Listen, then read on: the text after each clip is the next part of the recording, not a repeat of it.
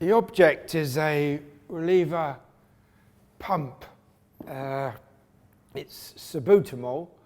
It's to help relieve breathlessness, and you're supposed to take two puffs of it in the morning and 2 in the afternoon, or thereabouts. But my COPD, which is chronic obstructive pulmonary disease, which for me now is very severe, it's classed as stage 4, soon running into what they call end stage. Doesn't really mean to say I'm dying, but it's not very good. Basically, this one is just to keep me going during the day. Reason being that I've been in and out of hospital now 23 times in 1 year, and every time I go into hospital they put me on a nebulizer. Nebulizer is salbutamol, but it's under pressure. It's like a mist and with a mask. But because I've been street homeless, I'm now hidden homeless, and I'm living in a hostel. I'm not allowed to have a nebulizer, and they also give me oxygen as well, and I'm not allowed oxygen because if you're homeless, street homeless or hidden homeless, which I think is a bit silly, because you're forever on the roundabout, and what you actually need you don't actually get. Stupid. It's policy. The roundabout.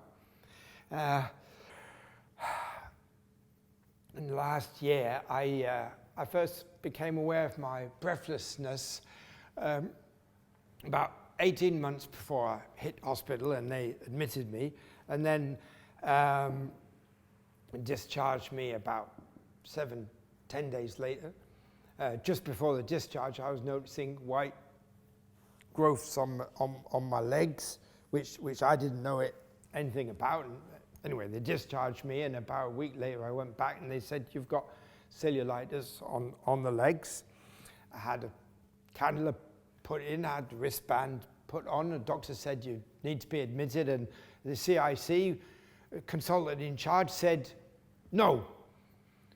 So I left. I was back on the streets for about a week. Cellulitis got worse. It was like heavy snow on my legs, on both legs.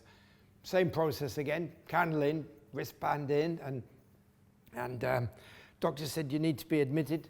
CIC again said no. That was the second time I went. A few days later, I was traveling on the bus, and people said, "Cool, what's that bloody smell?" And the smell was the ulcers on the back of my legs, which was quite large. I put up with that for a couple more days, and I knew I've got to do something about it. So I stood at the hospital for half an hour, and I plucked the courage up to go back into A&E, thinking, here we go again, I'm going to be chucked out again. Doctor says yes, CIC says no.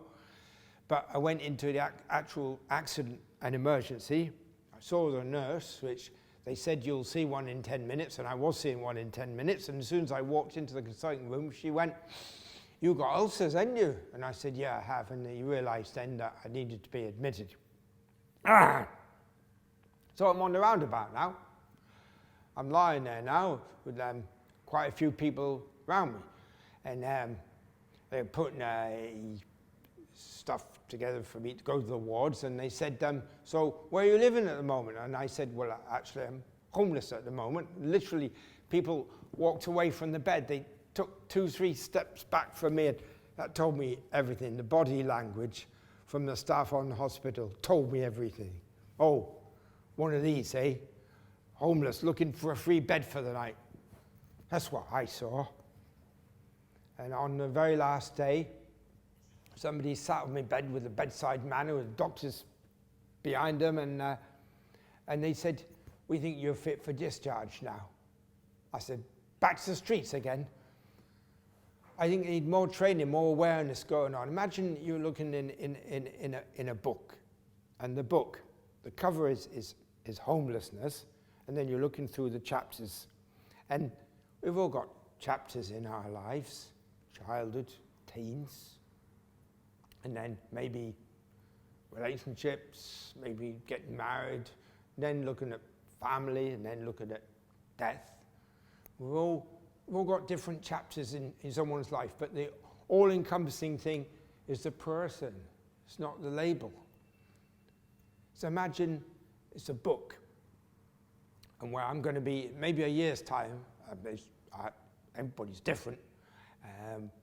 Might not even be here.